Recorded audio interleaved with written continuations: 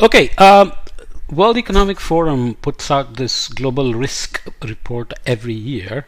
I'm doing this one for 2023 that just came out because now climate and climate impacts, climate change is beginning to appear more and more as a major risk. And obviously, when you say risk, there is a definition involved, there are methodologies involved in defining it, computing it, quantifying it, and so on. And this report says global risk is defined as the possibility of the occurrence of an event or condition which, if it occurs, would negatively impact a significant proportion of global GDP, population, or natural resources. The global risk report included the following components. Outlook invited respondents to predict global volatility to provide context to the evolution of the global risk landscape. Severity assessed the perceived likely impact of global risks over a 1, 2, and 10-year horizon to illustrate the potential development of individual global risks over time. Consequences asked respondents to consider potential impacts of a risk arising to highlight the relationships between global risks and the potential for compounding crises. Risk preparedness and governance invited respondents to assess the current effectiveness of the management of global risks and reflect on which stakeholders are best placed to effectively manage them to elicit opportunities for global action and collaboration. Quantitative questions on risks sourced expert knowledge to identify new and emerging risks. So a number of invited people from all over the world are ask these questions, and then a synthesis is made. For each risk there is a map of number of respondents and the severity of the risk, and Europe seems to dominate among the number of invited people and so on. Keeping all that in mind, let's just run through some of the things. The global risks landscape, it's an interconnection map here that is looking at nodes, so risk influence being high, medium, and low, and the edges where relative influence is high, medium, and low. Risk categories involve blue colors in economic, environmental in green, geopolitical in this orange color, societal in this reddish magenta color, and technological in these colors. I won't read all of them, but obviously each one relates to the other one, and the Russian invasion of Ukraine provides a good example of how perturbation that is given to one of the nodes can percolate through the system, like Russia deciding that Ukraine needs to be invaded. Then it affects not only gas supply to Europe, but the dynamics of the energy markets, which is going to remain for a while in terms of a perturbation running through the system. Use of coal by Europe to survive the winter, putting behind the climate action plan and the climate promises, and so on and so forth. And US and Norway making a lot of money by selling gas to Europe to tide them over the Russian supply shortage, etc. Right? So you have interstate conflicts, a state collapse possible, misinformation, disinformation. On the technology side, you have widespread cybercrime and cyber insecurity,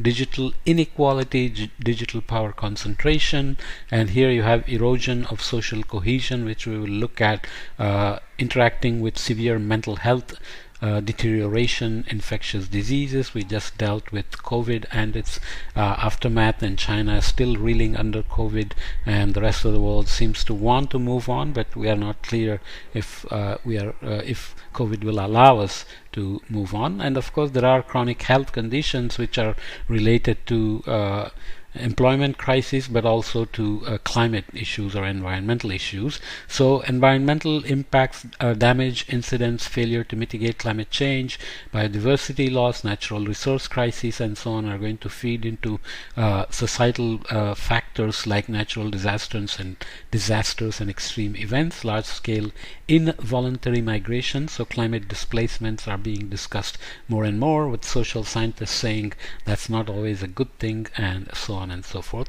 Collapse of a systematically important supply chain on the economic side, feeding into proliferation of illicit economic activity, and employment crisis interacting with failure to stabilize prices. Inflation is now ruling the world, with poor people getting affected. Most cost of living crisis shows up as one of the major risks in the short term, for example. So the experts were asked to separate the time scales 1, 2 and 10 years, as we said. Looking at 2 years, what comes on top? Societal cost of living crisis, natural disasters and extreme weather events, so climate is always up there. Geo-economic confrontation, what China may end up doing in the region, combining with Pakistan and Sri Lanka or whoever else to affect India, for example, is the strategy.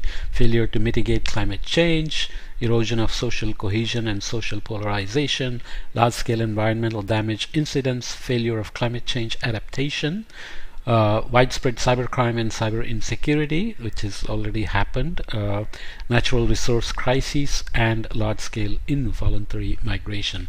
On a longer time scales at 10 years, failure to mitigate climate change, failure of climate change adaptation, natural disasters and extreme weather events, and biodiversity loss and ecosystem collapse. So the top 4 here are all climate change and environment related, and then this also is indirectly related in terms of large-scale involuntary migration, where climate impacts may cascade into socio-economic factors, conflicts, natural resource limitations, and so on. So natural resource crisis shows up again. Erosion of social cohesion and societal polarization slips down a little bit here on the longer horizon. Widespread cybercrime and cyber insecurity still ranks, and geo-economic confrontation slips down on the 10-year time horizon, and large-scale environmental damage incidents show up at number 10. So obviously there is some subjectivity involved here, but it doesn't matter. So now looking at how people perceive preparedness, you can think about risk categories again: economic, environmental, geopolitical, societal, and technological. And the perception can be highly ineffective, indeterminate effectiveness, highly effective, and effective. And the stakeholders here are local government, national government, bilateral, so water sharing or trade, etc. Multi-country, regional, so could be Indian subcontinent, for example, or Asia.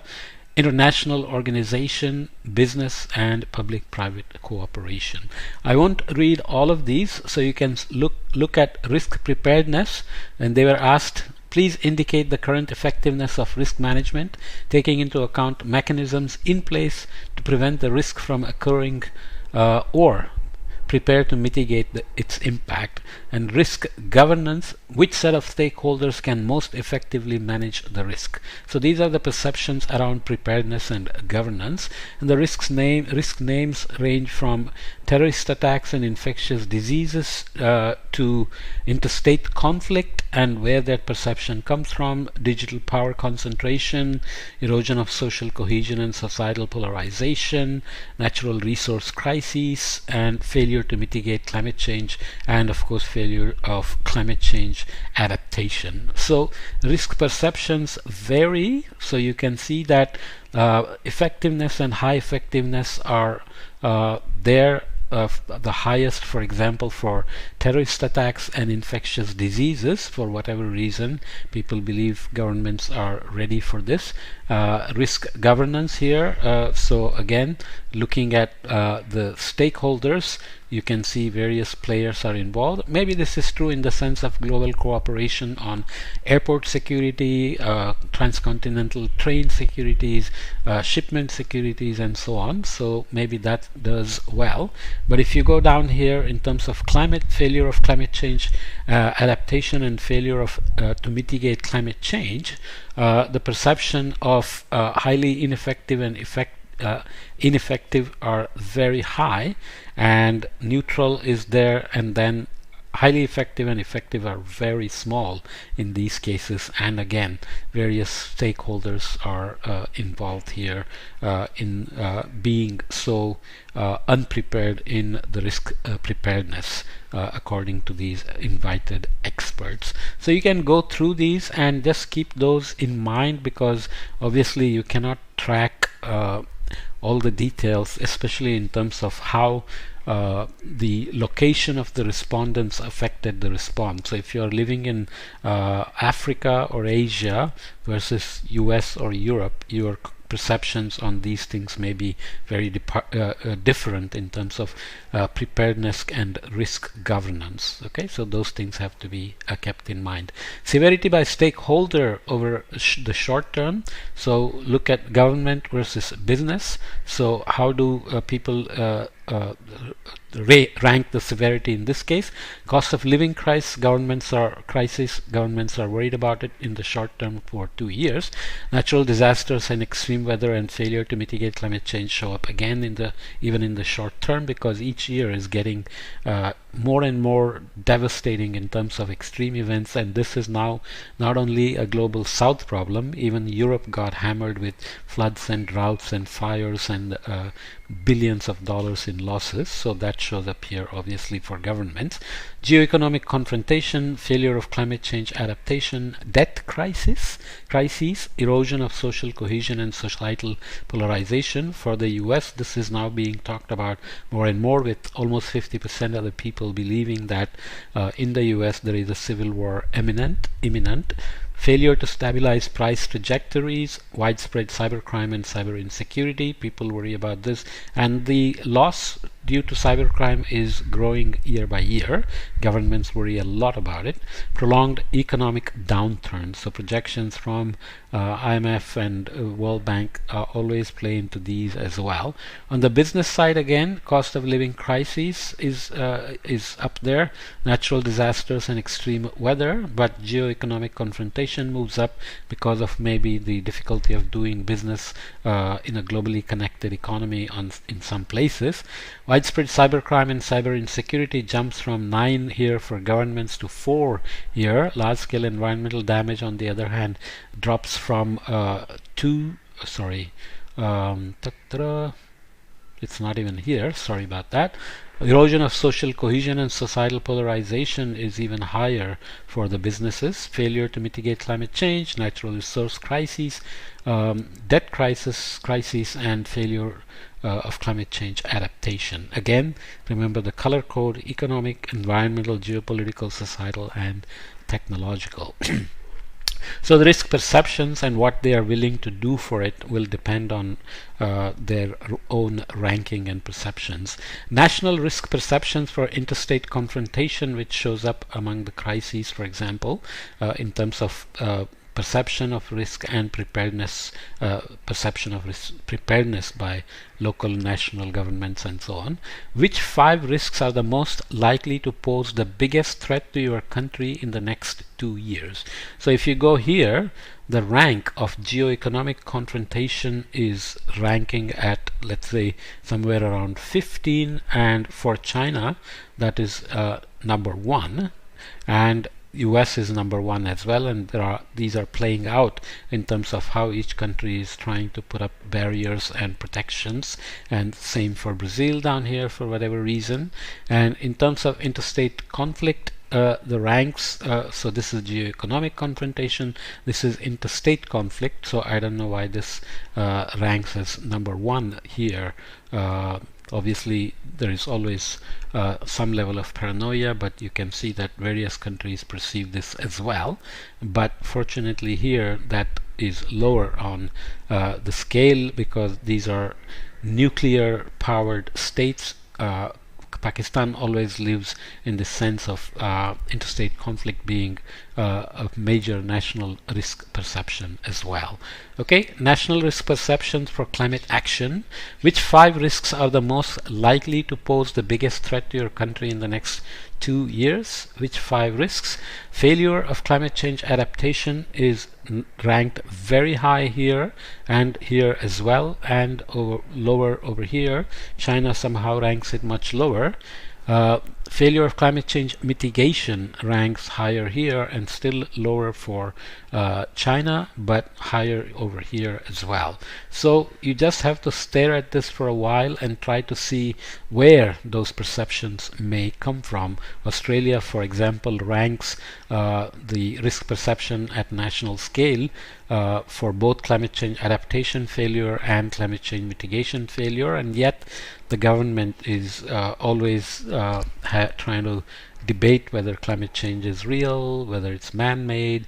It continues to export coal and may eventually become an exporter of green energy as well, as we saw in another forecast for renewable energy 2022, for example. Okay, risk interconnections, this erosion of social cohesion, again, nodes, edges, and risk categories being the same. So here you can see interstate conflict will feed into erosion of social cohesion, digital power concentration, digital inequality, misinformation and disinformation will play into it. Large-scale involuntary migrations are going to create problems, which is already seriously played out in terms of perception by Boris Johnson and Donald Trump in terms of how to deal with climate change and climate displacements. State collapse will play into erosion of social cohesion. Of course, health issues, infectious diseases, cost of living crises, failure to stabilize price trajectories, and so on and so forth. So these are various thicknesses and various directions. So this can go both ways. This is one way, from digital power concentration to erosion of social cohesion. It's not as high on the ranking as the link between misinformation, disinformation, and erosion of social cohesion, for example, and so on. So obviously we don't know where the perturbation starts and how it percolates into the system. So interstate conflict here between Russia and Ukraine, for example, has cascaded into all these now. Not yet a state collapse, but you never know where it is headed because the war is still raging and nobody seems to want to end it anytime soon. And other countries are getting involved. Other continents like NATO, Europe, and US are giving more and more arms and training to the Ukrainians, for example. Proxy war against Russia, of course. Relative severity of risks over a 2 to 10 year period. I won't go into the details, but if you look at long-term severity going from low severity to higher severity and short-term severity going from low to high, you can see that there are some which are high on long-term severity and low on short-term severity, like adverse outcomes of frontier technologies, could be AI, robotics, drones, and so on, but these could change very rapidly as drones get used in the wars, for example. There are some that are middle of the road for both, like chronic diseases and health conditions, severe mental health deterioration, asset bubble bursts, collapse or lack of public infrastructure and road services, and so on. Getting higher on the short-term risk and remaining similar on the long-term severity are interstate conflicts, debt crisis, failure to stabilize, and so on. Biodiversity loss and ecosystem collapse are higher on the long-term severity risk and not as high on the short-term, but relatively high. So you get here both are high for natural disasters and extreme weather, future failure to mitigate climate change, and failure of climate change adaptation and natural resource crises. So they are all high on the short-term and long-term risks. Of course, the report also considers the confidence in attribution of climate change for various ecosystems, changes in ecosystem structure, species range shifts, change in timing phenology, and so on. I won't read it, but some have high confidence in attribution to climate change human activities, and some have medium or low or limited confidences, and some are not applicable, and so on and so forth. In other words, the risk perception has to consider whether we can directly attribute it to climate change or not. Key drivers of interstate climate as determined by the respondents. Interstate conflict can come from widespread cybercrime and cyber insecurity, terrorist attacks, which US has jumped on invading countries based on perception of where they came from, as we know, misinformation and disinformation, state collapse, erosion of social cohesion, large-scale involuntary migration, geoeconomic confrontation, and then natural resource crisis. So all the shift towards renewables and EVs, etc., is playing directly into this in terms of trying to corner the markets or sources on lithium, cobalt, nickel, platinum, copper, and all these metals and minerals that are needed, as well as who's going to control the chip market, and so on and so forth. So resource prices is going to play out majorly in the coming years and decades in this sense. Natural resource polycrisis, for example, natural resource crisis is going to affect biodiversity loss and ecosystem collapse in terms of mining impacts, for example. Failure to mitigate climate change is going to play into it. Environmental damage incidents are going to happen. Geoeconomic confrontation is of course closely related to natural resource crises. Interstate conflict is going to be related to that in terms of who's going to control the resources that are, let's say, in Africa, which has played out in many ways in terms of deep sea minerals and so on. Collapse of systematically important supply chain. So who controls where the bottlenecks are going to be important in terms of economic risks, and of course cost of living crisis is going to be hammered, especially for the poor people from all sides, as has happened with the inflation and cost of living rise, for example. Phase space is imagined here in terms of natural resource polycrisis futures framework. I'm not going to the details, but it's imagined on one end geoeconomic confrontation and geoeconomic cooperation as two ends of this axis, and accelerated climate action versus slow climate action. So you'll get resource competition here, resource collaboration on this side, resource constraint here, and resource control here, which play into these kind of links. And there are also issues to worry about that have been going on, like level of water stress by major river basins, reported from 2018 from the FAO Aquastat database. So Western US is a poster child for water stress. Of course, peninsular India, here Pakistan, Afghanistan, large parts of Central Asia. China is there in low, but it has done major water engineering.